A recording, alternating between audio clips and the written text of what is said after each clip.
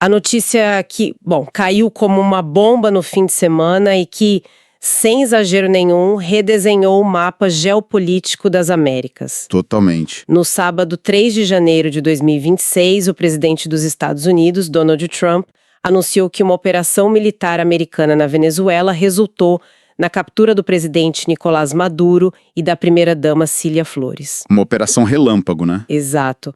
E o que temos aqui é uma operação justificada oficialmente como uma ação policial para cumprir um mandado, mas as fontes que a gente levantou, artigos, análises de inteligência, reportagens internacionais, sugerem que tem muito mais em jogo. Com certeza. A gente está falando de uma doutrina de 200 anos sendo reescrita, o futuro da energia global em xeque e um vácuo de poder perigosíssimo em Caracas.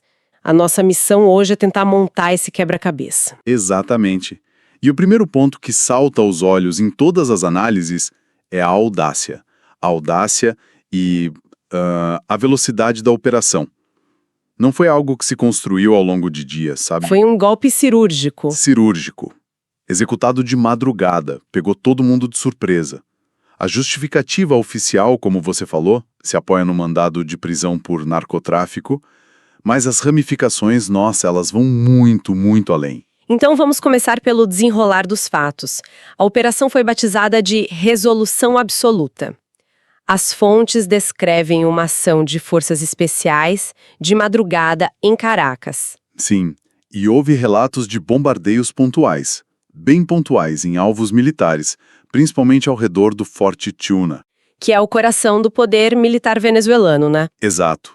E aqui está um detalhe crucial que muita gente deixou passar no início. Maduro e a Cília Flores não foram pegos no Palácio de Miraflores. Não, eles estavam... Eles estavam numa residência fortificada dentro do Forte Tuna. Isso por si só já diz muito sobre o estado de paranoia do regime. A captura ali dentro mostra o nível da infiltração da inteligência americana. E a partir da captura, tudo aconteceu numa velocidade, assim, impressionante. Eles foram levados para o navio de guerra USS Iwo Jima, que já estava posicionado na costa esperando. E de lá, direto para Nova York. Mas o anúncio disso tudo é uma história à parte, né? Não foi um pronunciamento formal da Casa Branca. Não, que nada. A primeira notícia veio da conta do Donald Trump na Truth Social. Na rede social dele. Exato. Ele postou a confirmação e, minutos depois, uma foto do Maduro já sob custódia. A imagem viralizou na hora. Só depois que a gente viu as cenas da Perp Walk, né? A tal caminhada da vergonha. E o tom do presidente era de triunfo absoluto. Nas fontes consta que ele descreveu a operação como genial. E ele chegou a afirmar uma coisa que parece de filme, que a captura em si levou só 47 segundos. É. Isso é factual ou é mais uma hipérbole? Olha, é quase impossível verificar, mas a maioria dos analistas militares aponta isso como uma hipérbole calculada. O objetivo é reforçar a imagem de uma operação impecável, sem resistência. Quase sem esforço. Exato. É uma peça de propaganda poderosa para minimizar a gravidade do que aconteceu, que foi a invasão de um país soberano e a captura do seu chefe de Estado. E essa justificativa é crucial. Chamar de aplicação da lei em vez de invasão. Muda tudo. Muda todo o enquadramento, né? É uma narrativa poderosa. Mas as fontes mostram se o resto do mundo, digamos, comprou essa história? A resposta curta é não. Fora dos Estados Unidos e de um pequeno círculo de aliados, essa narrativa não colou. As acusações são de fato pesadas e antigas. Narcoterrorismo, importação de cocaína. Posse de armas pesadas. Sim. O Departamento de Justiça alega que, por décadas, o alto escalão venezuelano usou o aparato do Estado para transformar o país num narco-estado.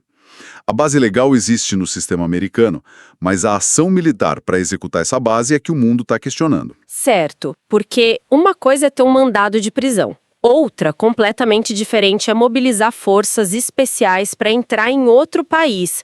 Como o governo americano construiu essa ponte? E aí que tá. A chave está num documento que passou meio despercebido em novembro de 2025. A nova Estratégia de Segurança Nacional dos Estados Unidos. É lá que eles introduzem o que os próprios autores chamam de Corolário Trump, a doutrina Monroe. Aquela do América para os americanos, basicamente. O que esse novo corolário diz? Ele vai muito além. Uma citação direta da estratégia diz que o objetivo é reafirmar e aplicar a doutrina Monroe para restaurar a preeminência americana no hemisfério ocidental. E a parte que serve de gatilho é a que autoriza o Pentágono a se envolver no que eles chamam de conflitos armados não internacionais contra terroristas. Ah, aí está a conexão. É uma manobra jurídica impressionante. Anos atrás, o Cartel de Los Soles foi designado como Organização Terrorista Internacional. Exatamente. Então, ao fazer isso, eles transformaram uma potencial guerra entre nações numa operação antiterrorista do ponto de vista da lei americana. E isso, imagino, contorna a necessidade de aprovação do Congresso. Precisamente. É um bypass jurídico. Ao enquadrar o Maduro não como um chefe de Estado, mas como líder de uma organização narcoterrorista, a Casa Branca argumenta que não precisava da luz verde do Congresso. E, com essa base, veio a declaração mais explosiva de Trump no sábado, que deixou todo mundo assim de queixo caído. A citação exata dele foi: "Nós vamos governar o país até que possamos fazer uma transição segura, adequada e sensata." Sem nenhuma margem para interpretação. Ele ainda adicionou que um grupo de pessoas, incluindo o secretário de Estado Marco Rubio, atuaria como uma espécie de conselho regente. Foi uma declaração de controle direto. Mas aí, no dia seguinte, o Rubio veio a público com uma espécie de correção. Ou foi um esclarecimento. A fala dele me pareceu bem diferente. Pareceu. E a dissonância é notável. O Rubio disse que a intenção não era administrar o dia a dia da Venezuela, mas sim dirigir a política do país. É uma distinção sutil, né? É uma distinção sutil com um significado geopolítico imenso. Essa correção é fascinante. Nas fontes, existe alguma análise sobre essa dissonância?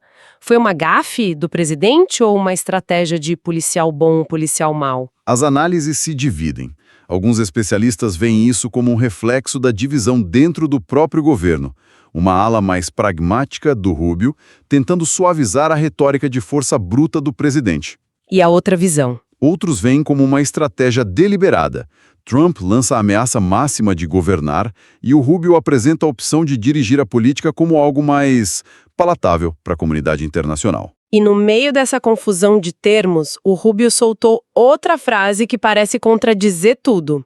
Ele disse: "Não precisamos do petróleo da Venezuela. Temos muito petróleo nos Estados Unidos." Totalmente contraditório e entra em conflito direto com o que o próprio Trump disse.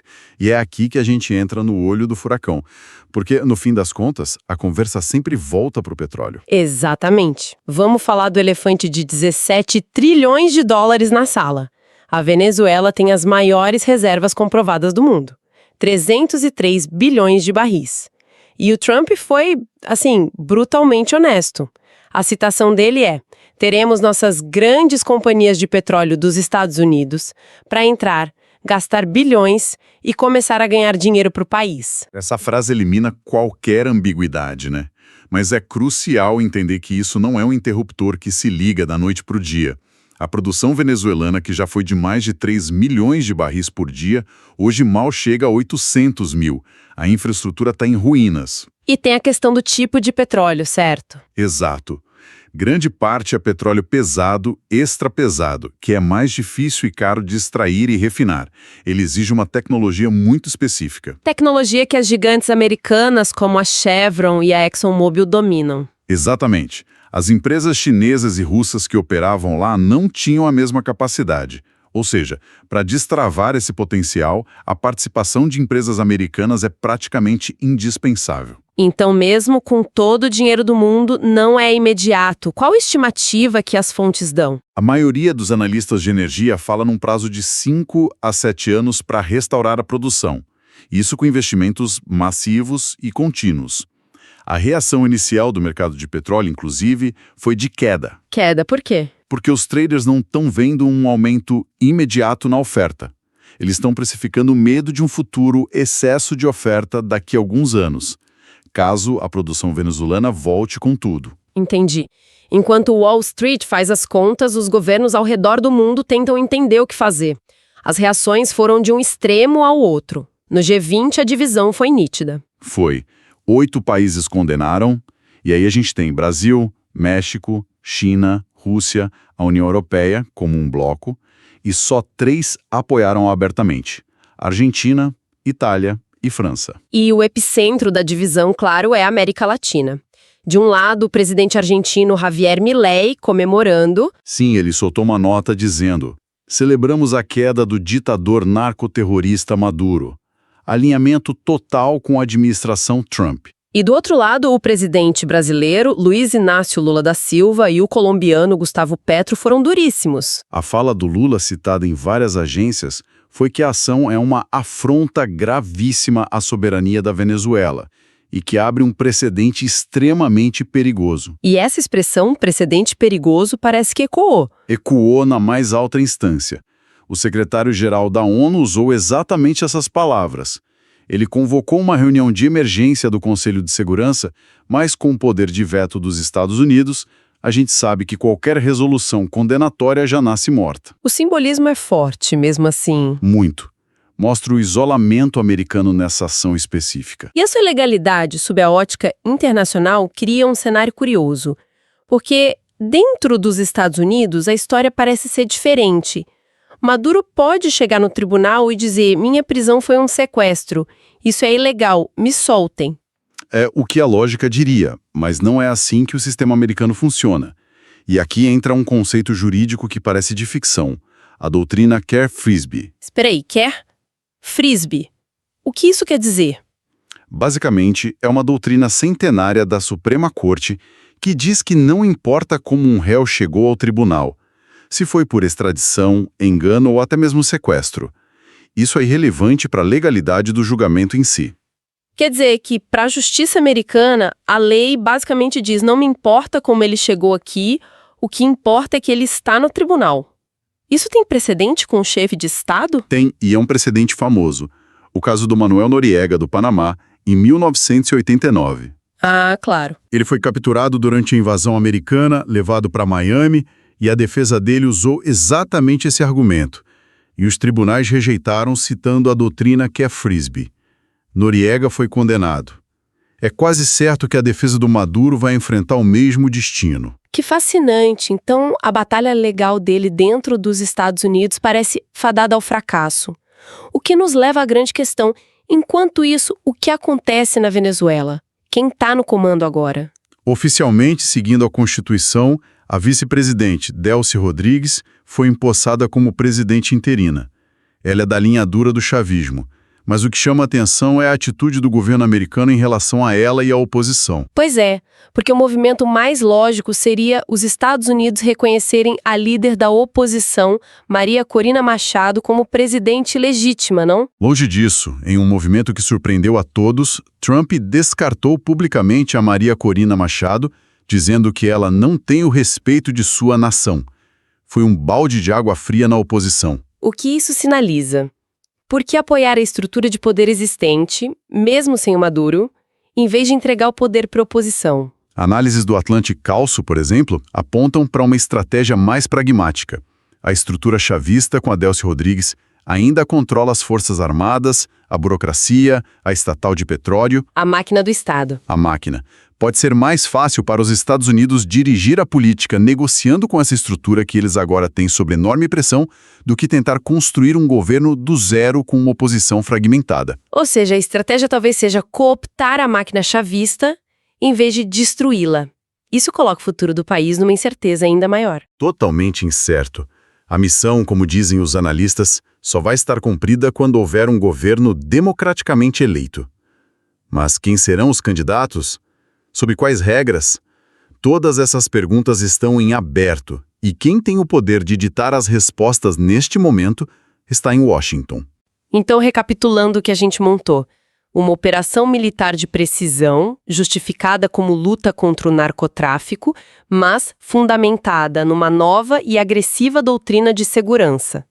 O resultado: a captura de um chefe de Estado e a declaração explícita de que os EUA vão dirigir a política de um país com as maiores reservas de petróleo do mundo. E quase na mesma frase do anúncio da captura, o foco da conversa, vindo do próprio presidente, migrou para como as companhias de petróleo dos Estados Unidos iriam reconstruir o setor e ganhar dinheiro. As duas coisas foram apresentadas como parte do mesmo pacote. O que nos deixa com uma reflexão final. As fontes mostram um evento que parece embaralhar as fronteiras que a gente conhecia. Este seria um ponto de virada, onde a linha que separa intervenções por segurança nacional e o controle direto de recursos estratégicos se torna não apenas tênue, mas talvez intencionalmente apagada. E se for esse o caso, quais são as novas regras do jogo no cenário mundial?